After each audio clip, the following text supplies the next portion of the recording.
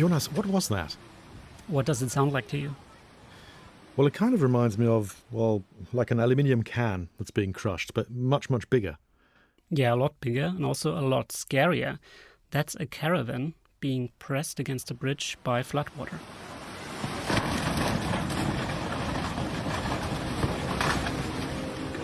And it was just one of many vehicles, trees, parts of houses that were washed away in a big flood in Germany 5 years ago on the night of July 14th, 2021. Extreme weather is also behind wrenching scenes of devastation in Europe. And North Rhine-Westphalia have experienced their deadliest floods in living memory. These are some of the images coming in from those. This railroad bridge in Germany, one of the many collapsed structures. I'm Neil King, and this is Living Planet, and today we're going to spend some time in the Ahr Valley in the west of Germany. 5 years ago, it was a disaster zone. One of the deadliest flash floods in modern European history occurred there, and that is now in the middle of arguably one of the biggest flood preparedness rebuilds anywhere in the world. And our reporter, Jonas Mayer, went to the valley, and he's here in the studio to take us through what he found. Jonas, welcome. Hey, Neil. Das ist ein Auto. Alter Vater, ey. Yeah, what we can hear now is just, from social media, some grabs. Shocking footage. It looks biblical. Just this huge mass of brown water tearing through a town, ripping everything along with it. Cars, gas cylinders, the lot. It just, unreal. It really was. 135 people in the Ahr Valley died that night.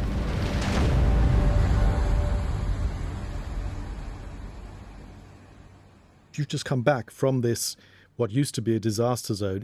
You went there to do a video report for DW's Planet A YouTube channel, and the video report was about building back better.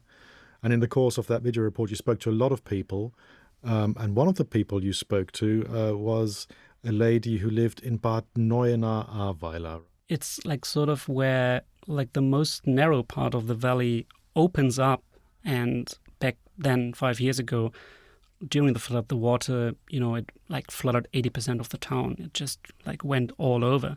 And the woman I visited, Alexandra Wiemer is her name, she lived just 50 meters from the river back then and was badly hit. And she recalled the night of the flood. Wir waren halt an der Ahr und da wir halt auch nah an der Ahr gewohnt haben. We've got her clip in German, Jonas, but you're going to interpret it for us. What did she tell you?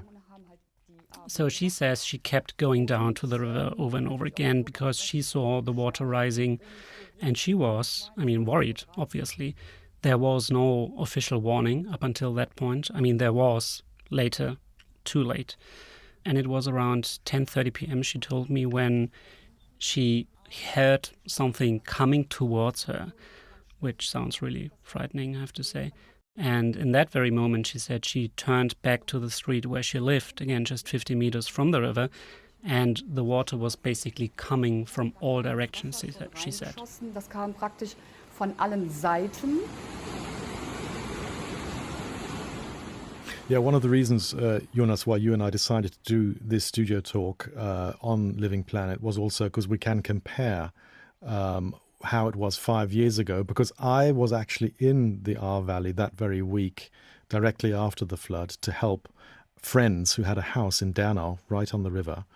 And 5 years on, of course, you go back and see what has been done with all that government money that was poured into the region to try and rebuild and build back better. So we've got an interesting timeline going there. So I'm just going to share a little bit of my impressions with our listeners, because I was there. It was, I think, the second day after the flood. And I also remember how tricky it was just to get down into the valley, because all the bridges were destroyed. And there was pretty much only one way down into Dernau, and it was across the Combe. And the road down, it was super congested with helpers and emergency services. There were cars parked all the way down on both sides of this winding road, partly to avoid the traffic, but partly because also people were, wanted to park their cars on higher ground, because everybody was worried that the flood might return. It was just pure chaos. Nobody really knew what was happening or whether, the flood had gone for good. everybody was trying to get down and help. There was a huge outpouring of solidarity. And I mean, that was actually the one positive takeaway from the whole experience, because I mean, I must admit, I was, think, a little bit traumatized by the experience myself, just witnessing what people had to go through and the destruction that I saw there. It really looked like a war zone. I've never seen anything like it. You know, even the train tracks were completely bent or gone, and lampposts, they were snapped like toothpicks. I also remember seeing a car upside down on top of a building that was part of a petrol station, and the whole place just stank of petrol. And also, yeah, I do remember that the old oil heatings in some of the houses, they were a real problem because they contaminated everything. And so that caused extra damage again, also for homeowners whose houses were then contaminated with oil. It was just a complete mess. And I've never, ever seen so much mud in my entire life. You know, people were shoveling and emptying mud out of houses relentlessly.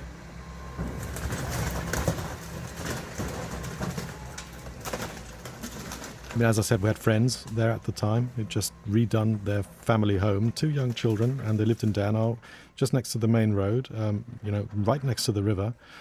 And the flood, it wrecked their new kitchen, furniture, everything, you know, all the stuff that they'd done, redone in the house, everything was wrecked, and they had to get rid of everything. It was so badly water damaged.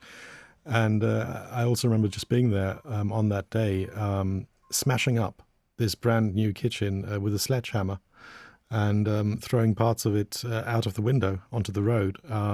We had tractors and diggers that were going back and forth and just collecting all the rubbish and the debris and just dumping it on this huge ground just outside the town. But yeah, it was just surreal.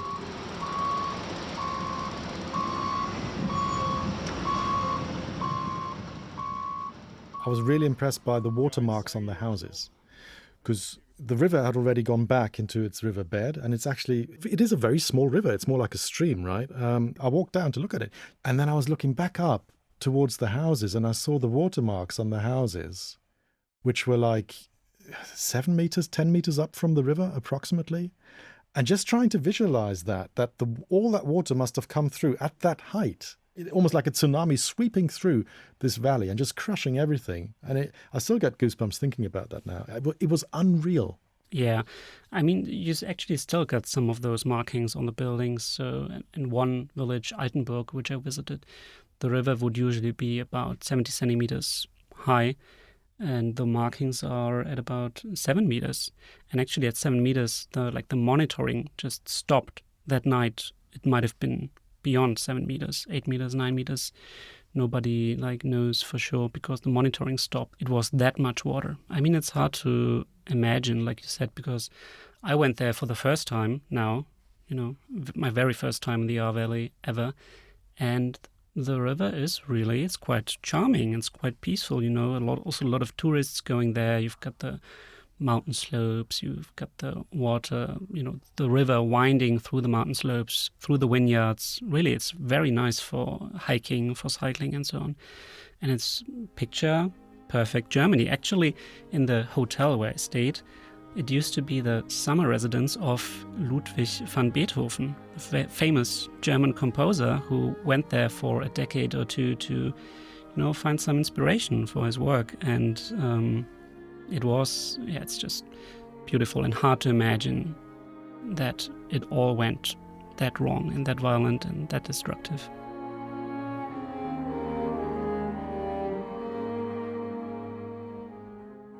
And of course, I mean, there's the damage all this causes, but there's also then the psychological trauma that this brings, right? This kind of disaster. Because I also remember the time when I was there, you know, talking to people, and people were just really disoriented. There was a lot of, they were trying to keep themselves busy clearing up, but there were various false alarms where it was saying the water's coming back, and suddenly everybody was rushing up into the hills, and we were being evacuated. And there were all these emergency services from all over the country who weren't very well coordinated.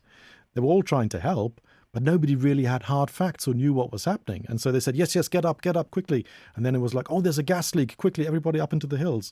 And we were up and down the hills, and there were like these people, you know, 80 years old, being pushed up these hills in the heat. It was a very hot day. I remember that too.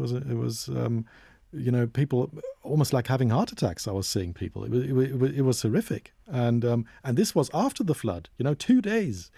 And people were still on edge. And to this day, people still say, if you ask them, when it rains, they don't sleep easily anymore. Yeah, I also heard that too. 135 people dead, many more traumatized. It's hard to believe, you're right. Jonas, perhaps before we, go into the subject matter of, what your report was also about the building back better and what maybe the Ahrtal has learned from this disaster and what they're doing differently. Perhaps you could explain just how did this rather small river transform so fast into one of Germany's worst floods on record? So the short answer would be rainfall, simple as that. Because in the 2 days before the flood, what happened that the rainfall that would usually fall in an entire month came down not just over the Ahr Valley, but also in other parts of like the west of Germany and also Belgium. And all that water had to go somewhere, obviously. So it flew down from the mountain slopes, from the vineyards, from all the little streams and the tributaries of the Ahr River. And once all that water arrived in the Ahr River, the riverbed was simply too small to hold all that water. Mm-hmm. Okay, so rain is the short answer. What is the long answer, Jonas? So there's a really interesting map from about 220 years ago, and it sort of answers your question, because what you can see is that the Ahr River back then was meandering, left and right, and sometimes with several arms at the same time. And there were just very few small villages along the river course. And as people moved in the valley over time, they did what people have been doing all over the world up until today. So they, channeled the river, they built up on its banks, and paved over all those zones that would naturally absorb water during a flood, and essentially squeezed the river into a pretty narrow riverbed. Almost strangled it, Yeah. How unique is this setup in the Ahr Valley? First of all, the steep slopes and vineyards and so on. So it's just really, really narrow, the whole valley and also the river course. But on top of that, there are bridges all over the place, which is nice because you get from A to B really easily. But sometimes there are bridges, every few hundred meters, dozens of them all throughout the valley. And that was part of the problem too, because one person I spoke to in the valley compared it to a game of dominoes, right?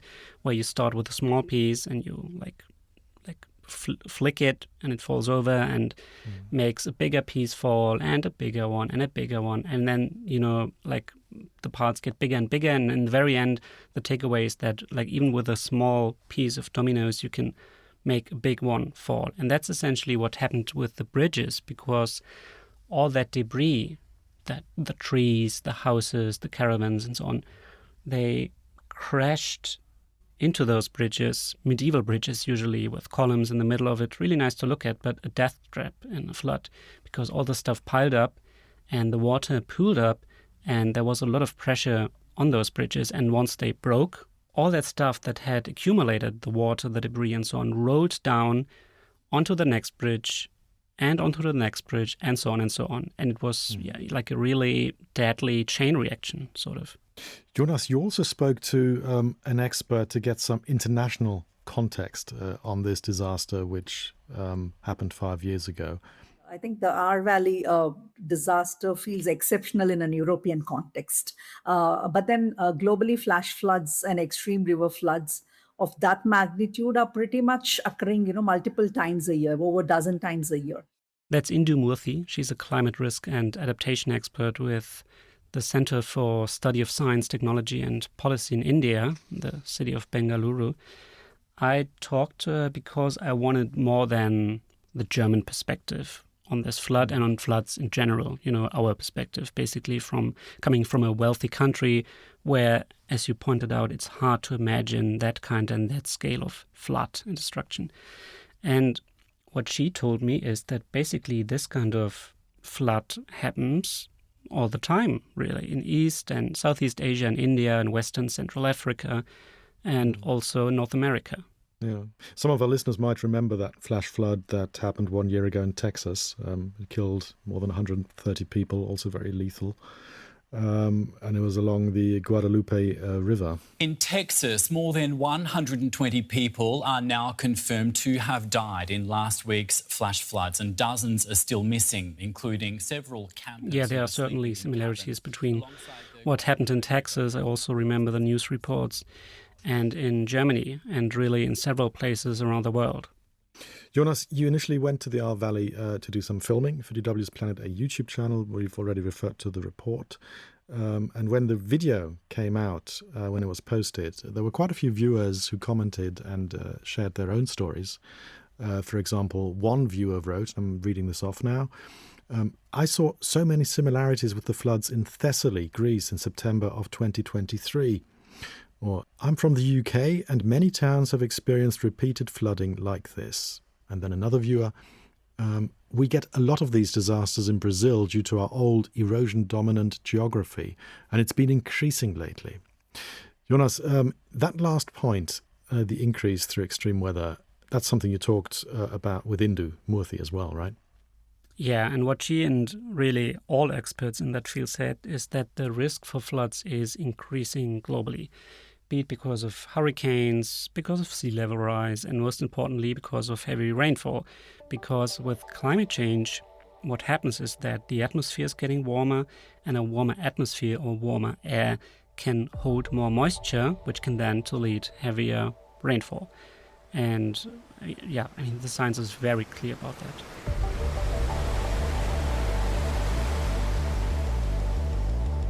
We'll be right back after this short break.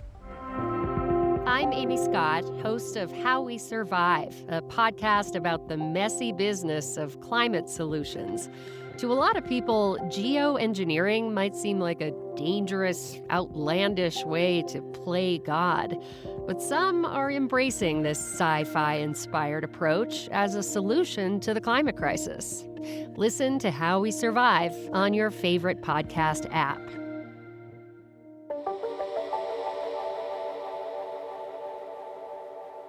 Jonas, just coming back to the Ahr Valley and the protagonist of the story that you put together, why don't the people just up and move away if they know they're living in a risk zone, especially if they've experienced such a horrible flood firsthand?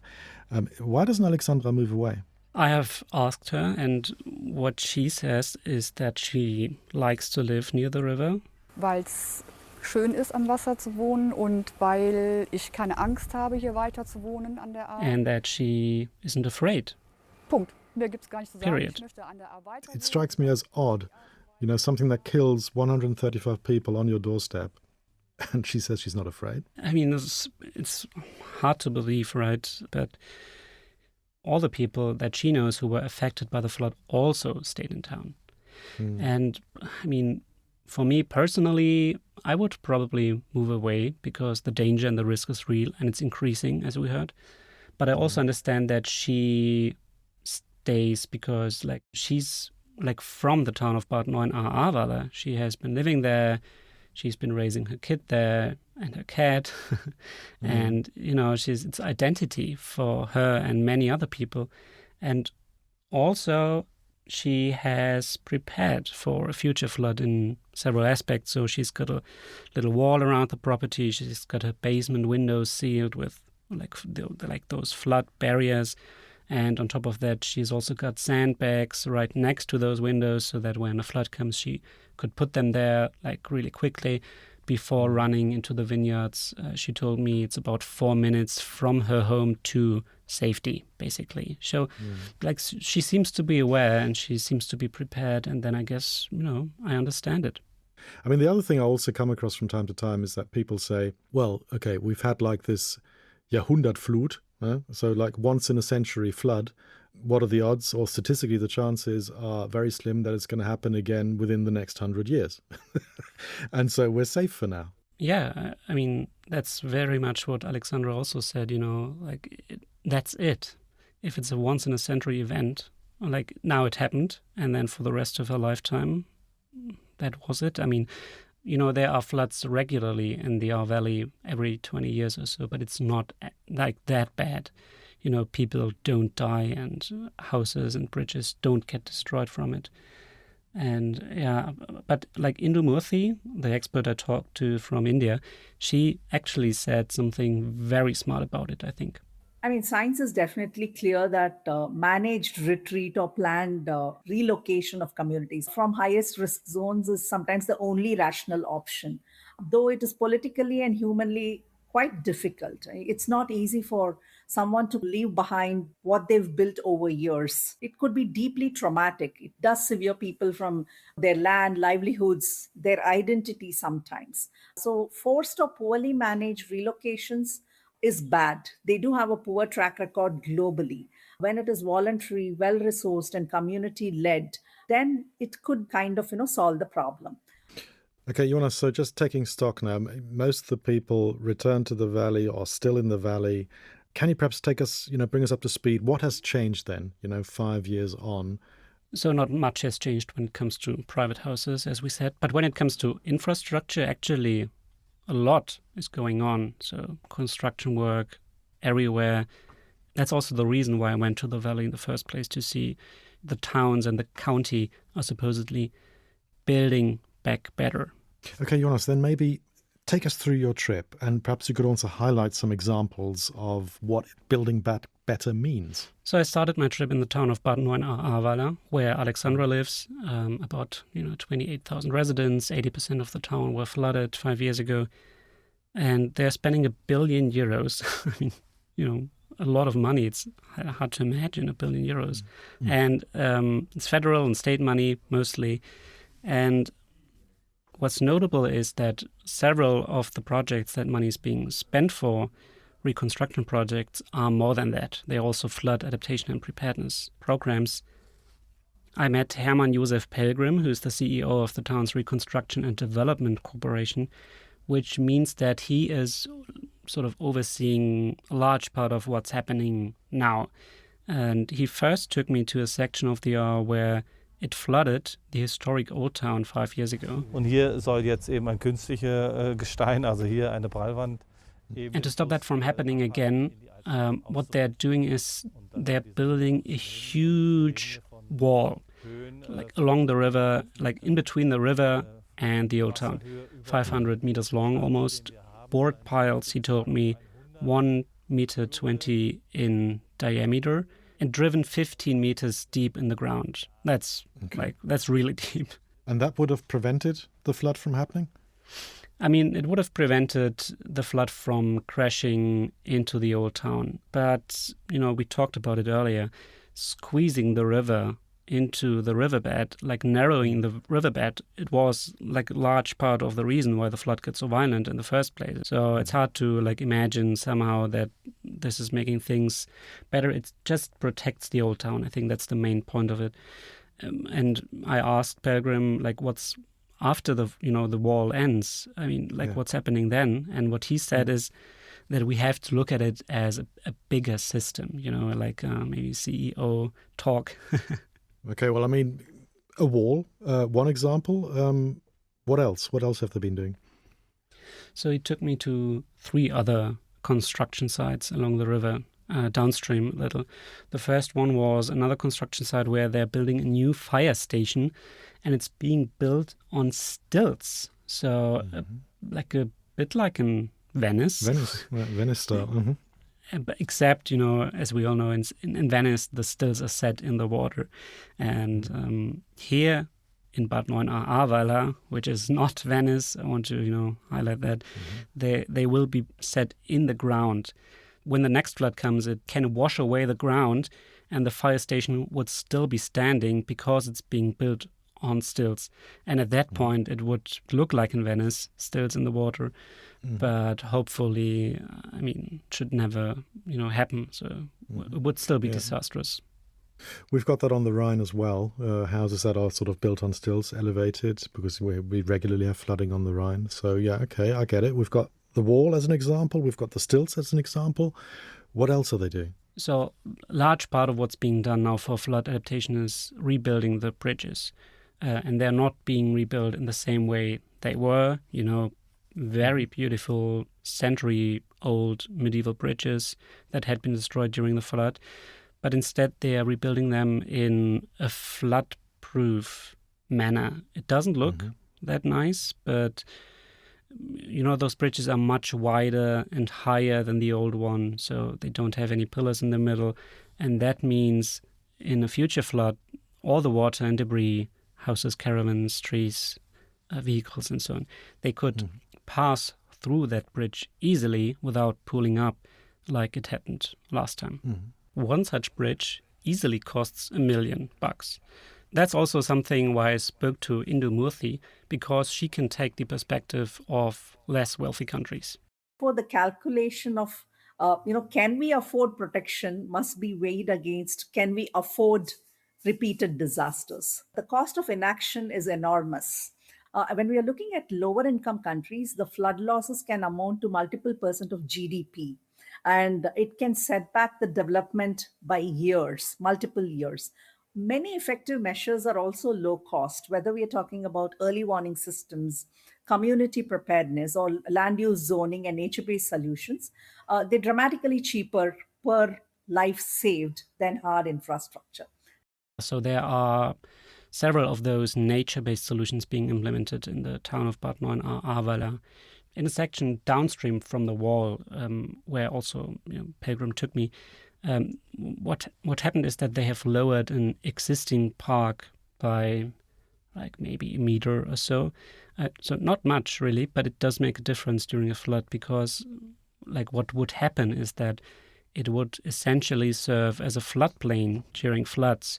So they're sort of going back to what was there 220 years ago, and like trying to create more space for the river again during a flood scenario without any houses, any infrastructure being destroyed at that point in the town. Also, another thing they're doing in the town is they are promoting green roofs, also on top of private houses. I've seen, they've created a map where you can see the potential for green roofs in the town of Bad Neuenahr-Ahrweiler. And they're also building areas like within the inner city where you have basically underground tunnels and green areas. So when it rains really heavily, the water would, run towards these green areas.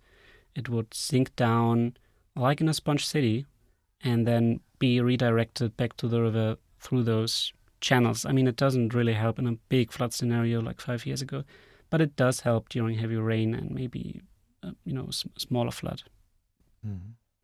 Jonas, during your trip, you also came across something which was quite surprising, wasn't it? You went to the town of Adenau, which is known for its world-famous Nürburgring, where the Formula One racing used to take place. Yeah. There. What's interesting about Adenau, it wasn't hit as badly by the flood. Can you perhaps explain why that was? Yeah, so what they, to quote a town official of Adenau, what saved their asses 5 years ago were 2 so-called retention basins. I went to one of them, and I gotta be honest, it didn't look impressive at all. So basically just a small stream, you could jump across it, a flat meadow behind a fairly modest dam.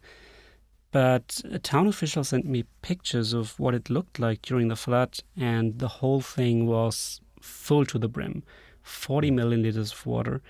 It's hard to imagine without any photos or videos. And to think that those 40 milliliters of water could have hit the town of Adenau, it's scary. Yeah. And that's what they're investing in big time, right? They're planning 17 such retention basins, I understand, along the Ahr and its tributaries. And they're also planning another dam, right? That will be 25 meters high? Yeah, just south of Adenau. And it's one of 17 dams that will be built across the Ahr Valley, so on the Ahr River directly, but also in the side valleys, like nearby Adenau, where there are the small tributaries.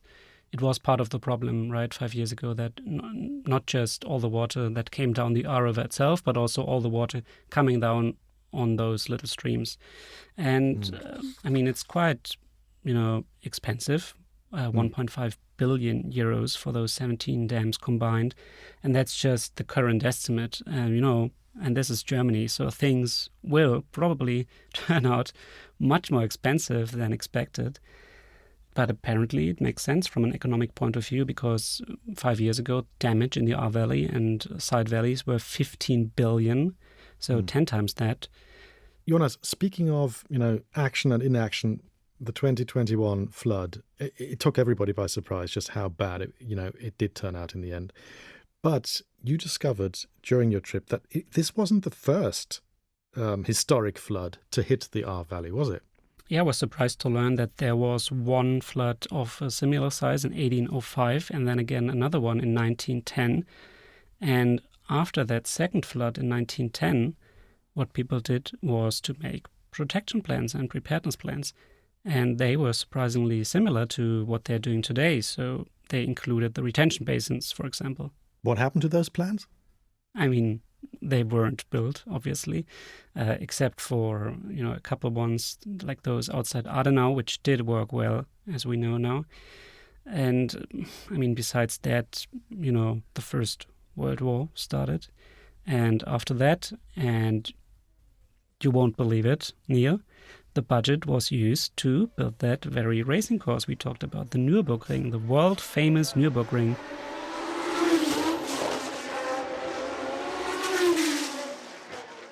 It's stated black and white in a state investigation report. I couldn't believe it, but it is, like the report says so. That is incredible. I mean, yeah. So essentially, if action had been taken back then, before World War I, it could have saved a lot of lives 5 years ago. Probably, yes. And luckily now a lot of work is underway, right? The bridges, the floodplains and so on, the engineering, the nature-based solutions. But in general, yes, the memory of the flood 5 years ago can and probably will slowly fade. People, they forget about those things that happened, after 10, 20, 30, 50 years. Like the risk for that is real, and things might not turn out as planned again.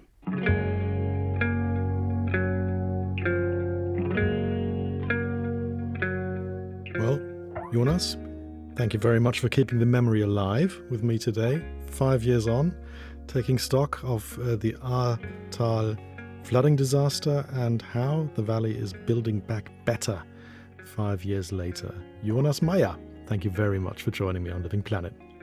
Thanks for having me, and also thank you, Neil, for telling, your stories from 5 years ago. Interesting to listen to it. It was actually the first time you talked about it, and I'm very grateful to hear what it looked like back then, because I know the perspective of what it looks like now, and you can still see the scars. So to listen to your story was very interesting as well. Thank you, Neil.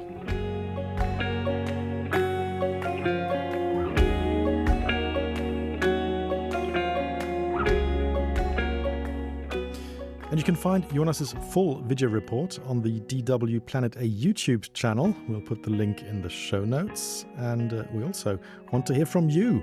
Is flooding a risk where you live? What is or isn't being done about it?